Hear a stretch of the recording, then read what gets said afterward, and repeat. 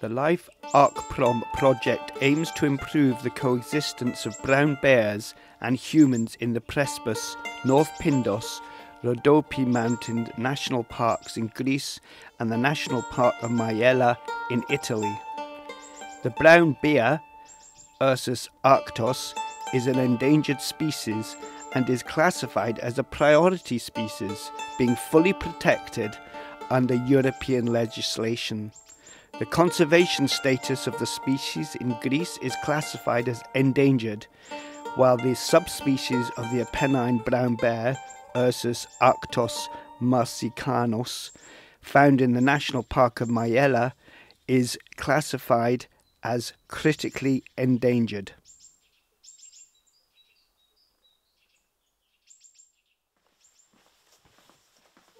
Η αρκούδα εμφανίζεται κάθε χρόνο στο λιβάδι μου. Οι εμφανίσεις και το καλοκαίρι του 23 και το καλοκαίρι του 22 ήταν πολύ περιορισμένες. Το 21 όμως, που ήταν κανονική χρονιά, υπήρχε ένα άτομο νεαρό, 2-2,5 χρονών, από αυτές που μόλις φεύγουν από τη μάνα τους, η οποία αναγκαστικά, επειδή από την από πάνω μεριά του χωριού υπήρχε θηλυκιά με 2 μικρά και από την κάτω μεριά του χωριού υπήρχε ένα αρσενικό άτομο, δεν την αφήνανε να κυκλοφορεί στις περιοχές τους και αναγκαστικά η αρκούδα η μικρή μπήκε μέσα στο χωριό για να βρει να φάει. Οπότε ακόμα και με το φως της μέρας κυκλοφορούσε μέσα στο χωριό, και όταν λέμε μέσα στο χωριό εννοούμε στο μεσοχώρι, γιατί εδώ περιφερειακά έρχεται η αρκούδα. Ή το βραδάκι γύρω στις 9-10 η ώρα που μαζευόμαστε 30-35 άτομα, ερχόταν. Αναγκαστήκαμε να κόψουμε κάποιες κουμπουλιές, κορομιλιές δηλαδή, μέσα στο μεσοχώρι του χωριού να μην έρχεται, αλλά αυτή εξακολούθησε να έρχεται και έκανε πολύ συχνές εμφανίσεις, δηλαδή και 10 φορές μέσα στο βράδυ περνούσε από το μεσοχώρι για να βρει να φάει κακομοίρα. Και την έβρισκα σχεδόν κάθε βράδυ, ανεβασμένη απάνω στις καρυδιές, να πάει από καρυδιά σε καρυδιά, της μιλούσα, έφευγε, την έδιωχνα, ξαναρχόταν αυτή το άλλο βράδυ. Εδώ στη Μεγάλη Καρυδιά ανεβαίνει στη Διχάλα πάνω. Εκεί την βρίσκω κάθε φορά. Εδώ κοίτα να δεις. Αυτά είναι λυγισμένα από την αρκούδα. Πέφτει με το βάρος επάνω, το λυγίζει, πιάνεται και πηδάει. Βάλε τώρα την αρκούδα, βάλε τους ασβούς, βάλε τις αλεπούδες, βάλε και τα σκιουράκια ή τα γκριτζέλια που λέμε εμείς εδώ, που ανεβαίνουν απάνω και είναι περισσότερα, ακόμα και το πρωί, περισσότερα από τα ίδια τα καρύδια. Σε εμάς δεν περισσεύει, πρέπει να είμαστε πολύ τυχεροί, να ρίξει μια βροχή να πέσουν για να πάμε να τα μαζέψουμε, αλλιώς δεν προλαβαίνουμε να πάμε ούτε σακούλα. Τα άλογα είναι απειλούμενοι φυλοί προς εξαφάνιση. Τα πιο γερά, οι παλιότεροι φυλοί που υπάρχει εδώ στην Ελλάδα. Λέγονται πίνδου και χρηματοδοτούνται κανονικά για να τα προφυλάσσω και αναπαραγωγή. Ξεκινήσαμε από τις κότας και μετά ήρθε η σειρά στα αλογάκια. Αυτή ήταν μια συγκεκριμένη αρκούδα, δεν ήταν άλλη. Ξεκινήσαμε για τα αλογάκια, πιάσαμε και τα μεγάλα. Σιγά σιγά άρχισα να μπαίνει και μέσα στο χωριό. Μετά το κορονοϊό, μόλις ήρθε ο κορονοϊός, έκανε ό,τι ήθελε. Από τη στιγμή που μπήκανε σε όλο το χωριό μέσα, ηλεκτροφόρα καρόδια, έφυγε. Γιατί άμα τη χτυπήσει μια φορά, ξανά δεν γυρνάει. Αλλά δεν σταματάνε να υπάρχουν και να γυρνάνε και το μεσημέρι. 11 η ώρα, στο γήπεδο, τα παιδιά ήταν στην παιδική χαρά και κυκλοφορούσε αυτή με τα 3 αρκουδάκια. Τώρα τι άλλο να πω, ότι είναι επικίνδυνο. Γιατί θα έχουμε περιστατικά με άνθρωπο, δεν υπάρχει περίπτωση. Γενικά σε όλη τη Δυτική Μακεδονία υπάρχει αυτό το πρόβλημα, αλλά εδώ συγκεκριμένα ήταν λίγο κάτι παραπάνω. Είμαστε το κέντρο της αρκούδας. Είναι η ηρωνία της τύχης, να είσαι μια απειλούμενη φυλή, να την προστατεύεις, τα άλογα, και οι αρκούδες είναι προστατευόμενα και να μου τρώνε εμένα τα άλογα.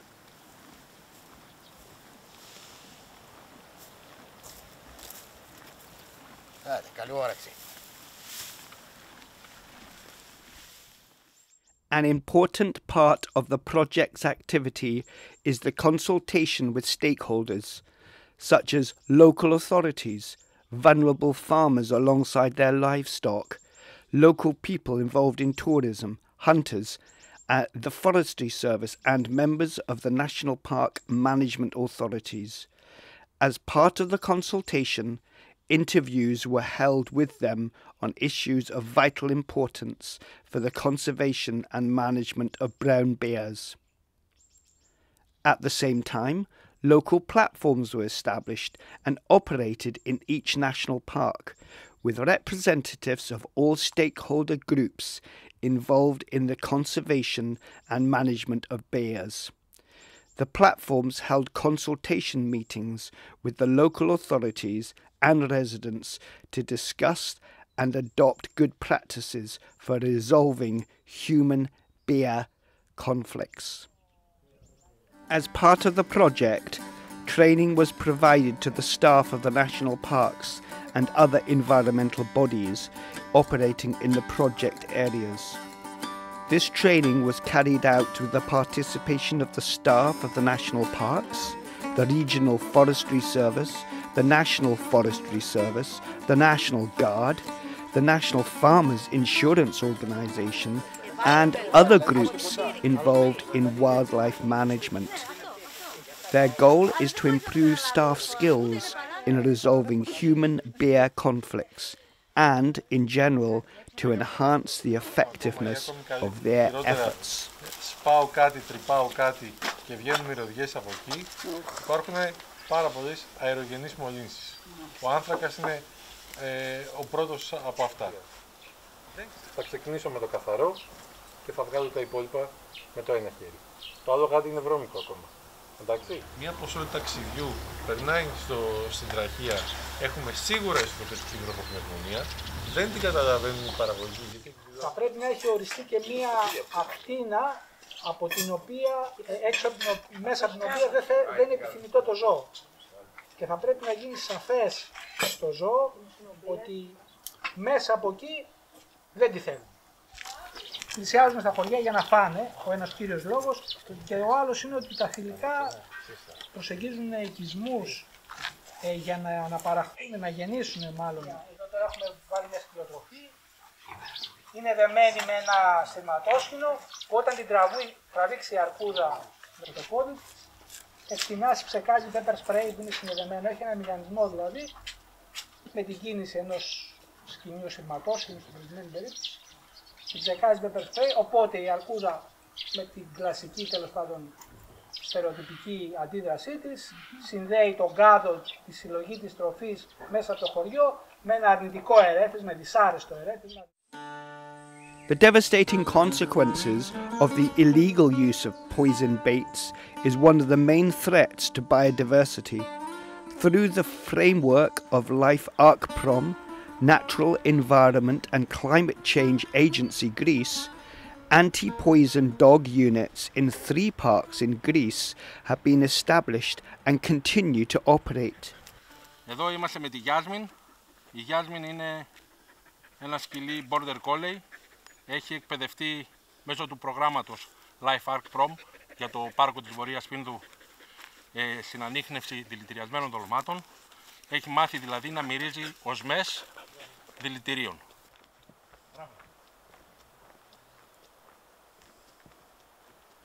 Η διαδικασία είναι σχετικά απλή, άμα την αναφέρομαι. Είναι απλά του δίνουμε μία εντολή να ψάξει. Αυτό βρίσκει μόνο του το χώρο και την κατεύθυνση που θα ακολουθήσει.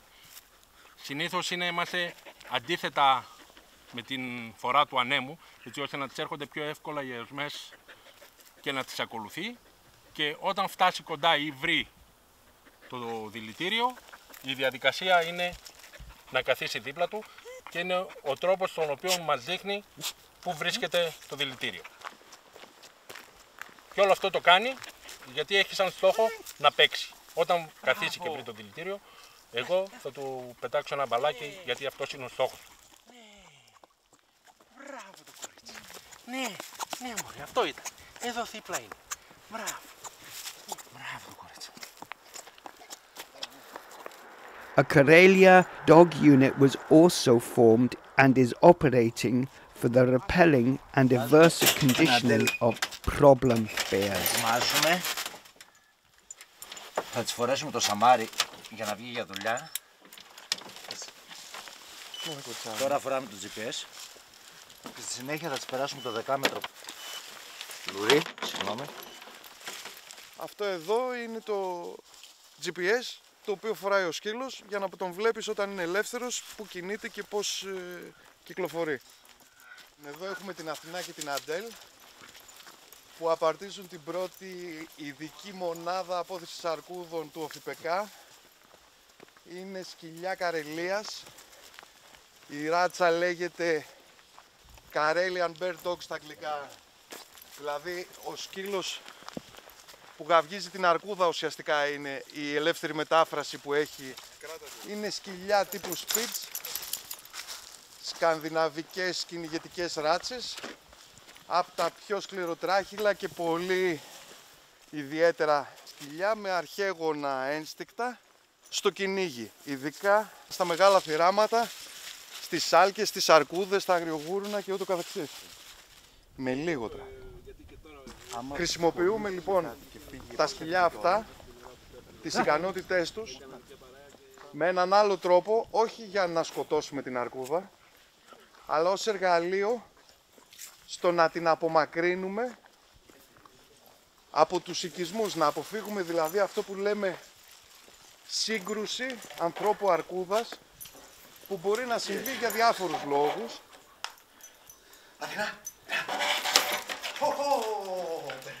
In order to reduce bear attacks on livestock, a network of farmers has been developed and supported to exchange guard dogs, which reduce bear attacks on livestock.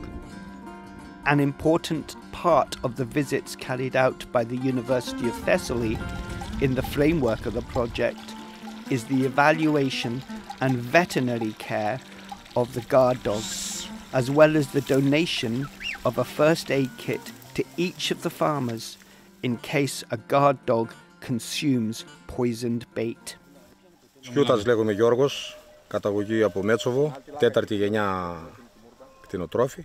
Ξεχειμονιάζουμε κάτω στο κάμπο, κατεβαίνουμε για χειμώνα και το καλοκαίρι ανεβαίνουμε πάνω στο Μέτσοβο πάλι. Αυτό γίνεται κάθε χρόνο. Λοιπόν, το πρόβλημά μας είναι το καλοκαίρι μεγαλύτερο από το χειμώνα λόγω των αγριμιών, λύκους, αρκούδες. Έχουμε μεγάλα προβλήματα με αυτά, μας επιτίθονται πολύ συχνά. Ευτυχώς έχουμε τα σκυλιά μας όσο μπορούμε, τα διατηρούμε, εγώ προσωπικά το μολοσσό της Υπήρου. Τα έχουμε διατηρήσει βέβαια και με τη βοήθεια της Καλιστός. Και όταν λέω βοήθεια, και με φάρμακα που μας έχουν προμηθεύσει και για δηλητηριάσεις και φόλες και αυτά έχουμε σώσει πολλές φορές. Και με σκυλί έχουν έρθει αρκετές φορές και μας έχουν βοηθήσει εκπαιδευμένο και βρήκαν φόλες που πετούσαν άνθρωποι, να μην τους ονομάσω αλλιώς. Εμείς από τη μεριά μας όταν μπορούμε δίνουμε κουτάβια για να έχουμε αναπαραγωγή σε κτηνοτρόφους άλλους συναδέλφους μας που χρειάζεται, γιατί και εμείς κάποια στιγμή ζητάμε για να μπορέσουμε να βρούμε.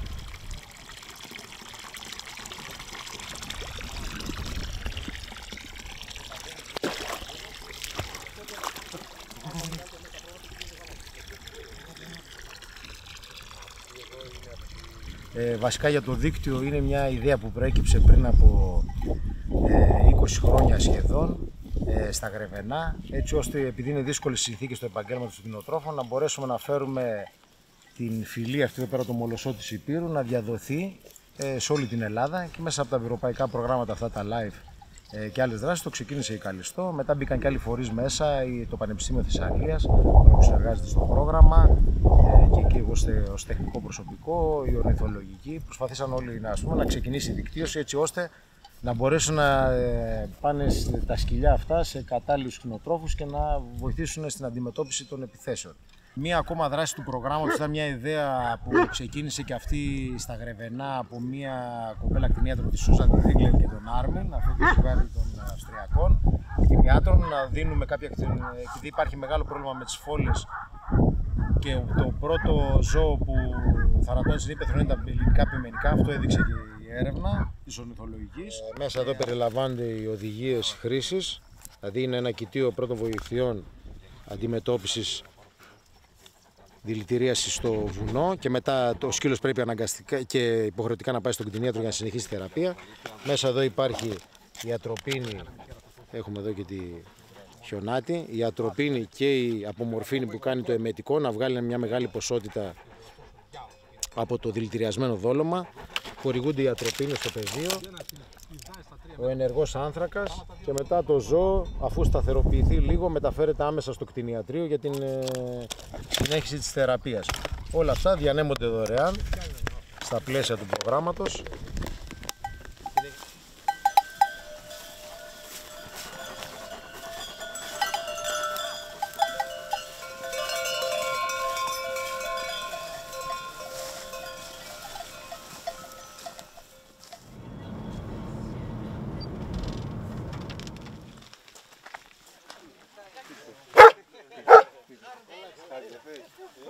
This is a farming activity that is particular of interest for us, for the park administration, because it's at the border of 3 different wolf pack. We know very well the situation of these 3 packs and know very well the situation of Angela and Marina that never had any kind of predation. Different kinds of protection system, as you can see, that are traditional here, but we also improve this kind of protection collaborating with them. As you can see, the sheep are in a sheepfold in the night time. You have a good number of dogs, but it's not just a problem of number of dogs, it's also a functional activity of this kind of dogs. Historical research.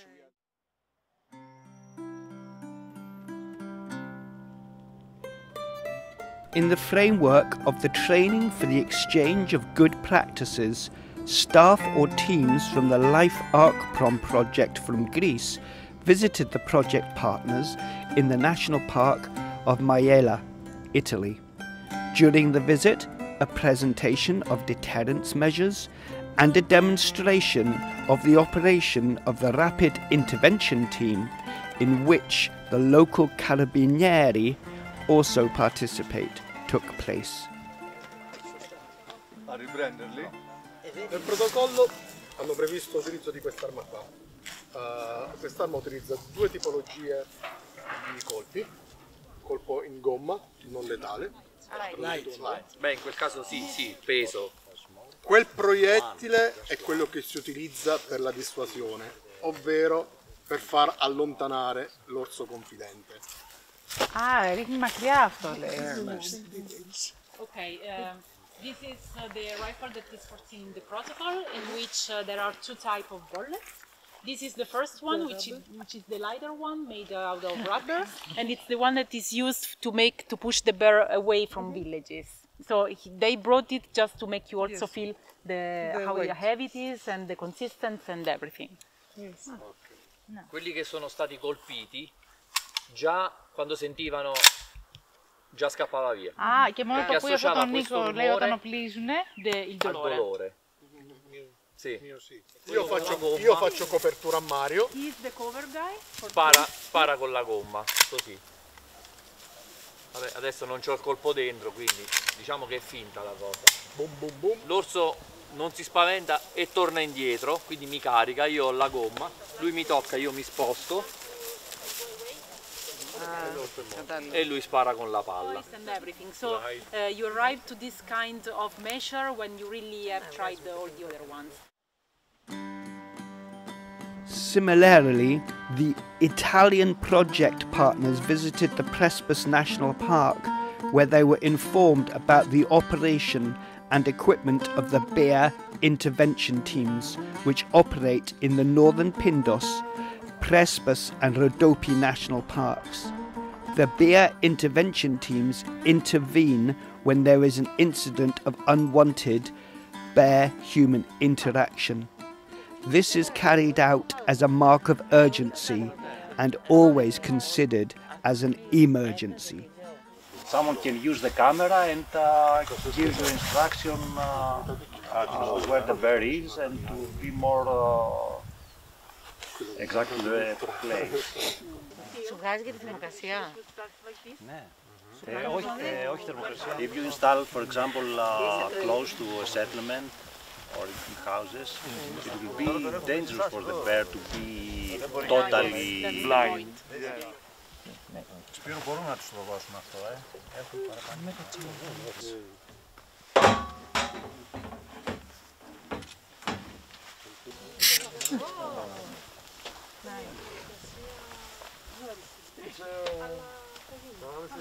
So first to present you Christos and Kosmas. They are the two persons from the Forestry Service, Florina Forestry Services, assigned to the bear emergency team that belongs to Florina area.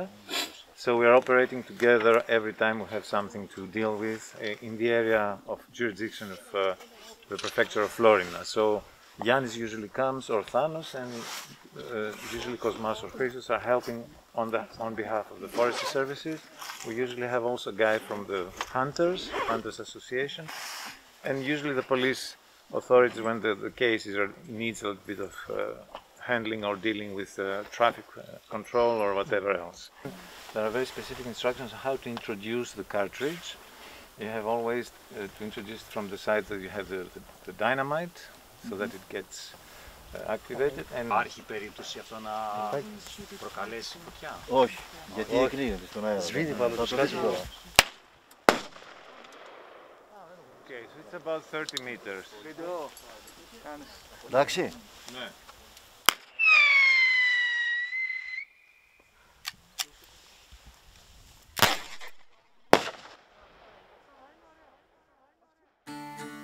In order to collect data on bear population levels and trend indicators, as well as their spatial distribution, biosigns of bears' presence and activity are collected.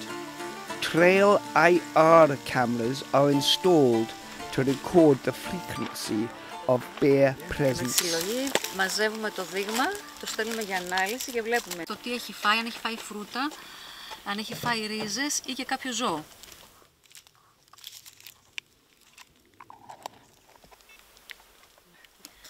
Τώρα με τις τρίχες βλέπουμε αν είναι αρσενικό, θηλυκό και την ηλικία.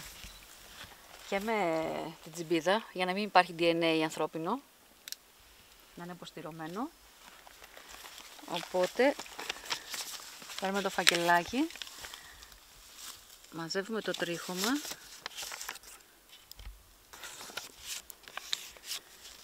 Το κλείνουμε και το στέλνουμε μετά για ανάλυση.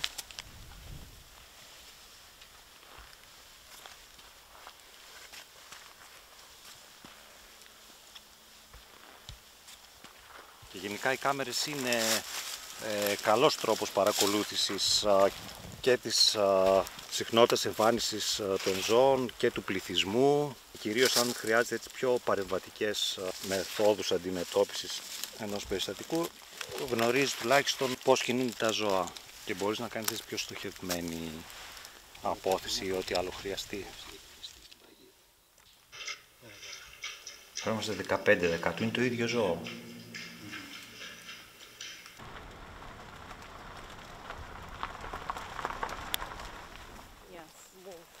They have the same snow I have in Campo di Giove, but I am at 1000. Somebody passed because there is a little mess different from what I left, but could be red deer, of course. Then we have battery is full battery.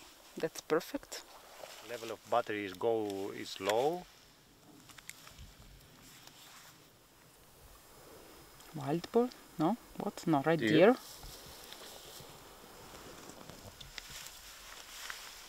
Red deer.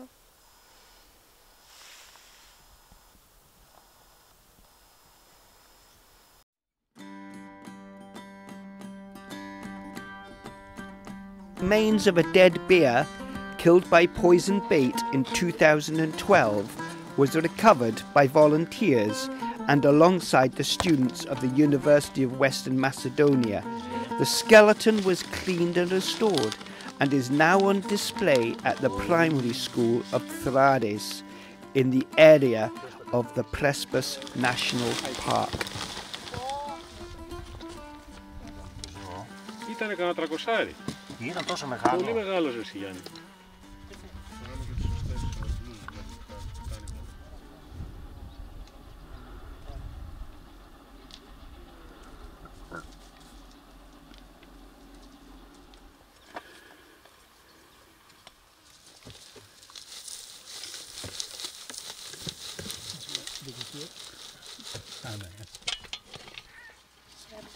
There's a drone.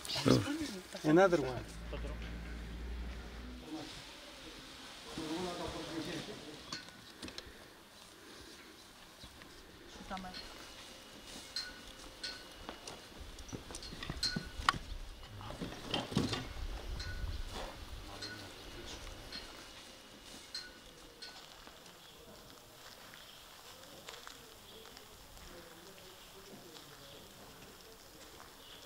Βρισκόμαστε στο Δημοτικό Σχολείο Ψαράδων και βλέπουμε τον αποκαταστημένο σκελετό μιας αρκούδας δηλητηριασμένης το 2012.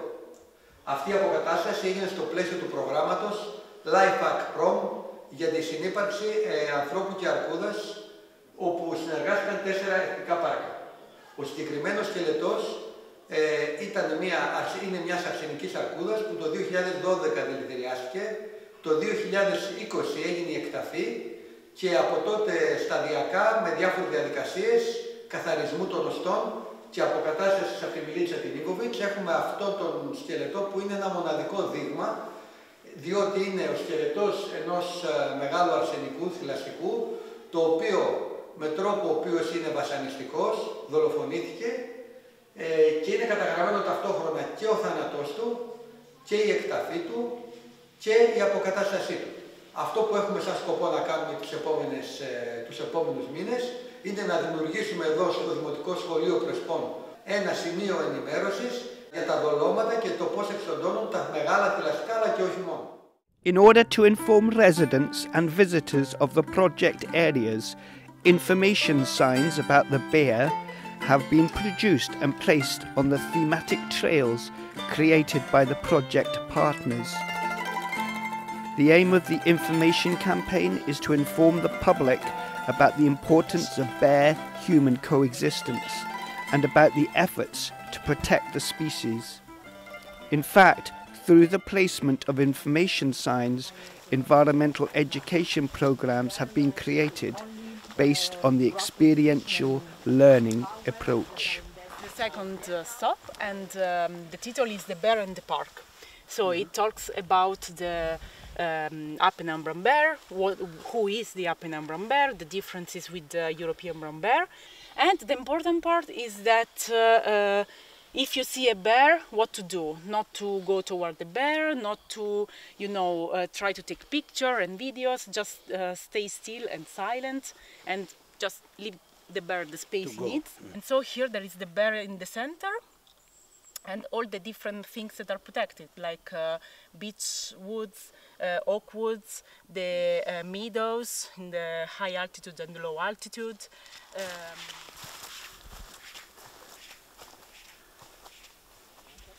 I don't know if you noticed, but you really don't see this totem before you are really almost arrived. Yeah. And this is because of the background that was chosen, Yes. Which is particularly, in line with the environment. There is the totem dedicated to the habitat and the diet of the bear that is divided in season. So here we have the spring, then here we have the summer, the autumn, and of course there is the winter in the third panel with all the information about hibernation, what birds do during the hibernation, if they eat, if they don't eat, how dens are chosen. This is about what happens to the heartbeat, to the breathing, the body temperature, and everything. No, so sure.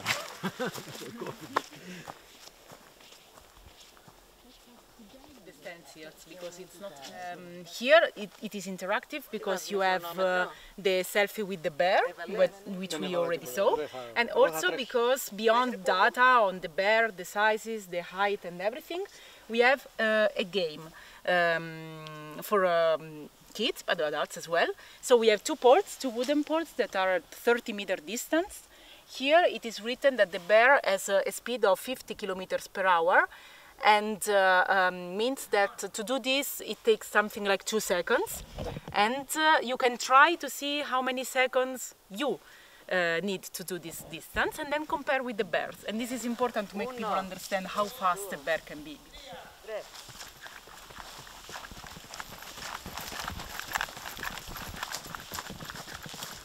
Stop. Ωραία.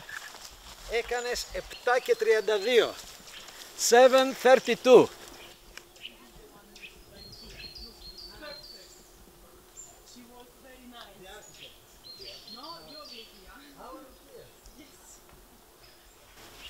So this is the fifth. This is The other one that is a little interactive. Yes. This is about the tracks and the bird signs. And this that you see here is a game. So people or kids or adults, they have to try to understand what happened looking at the footprints. I see. There are some questions that are meant to guide the kids especially, like who passed here, what did it do, did it just pass or did it do something? Did he hit it down? Yes, also, yes, not to disturb. He will just, you know. So here it's stated that the bear is not a threat.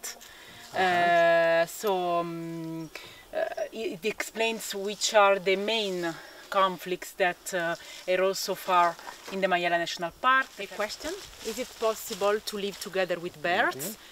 And it states that just the simple fact of doing the bear trail, it's very important. So you did something very important to live with bears.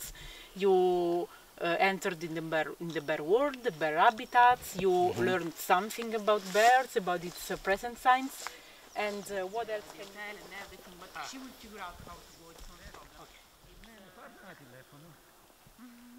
Γιατί εγώ έχω και μια συνάντηση.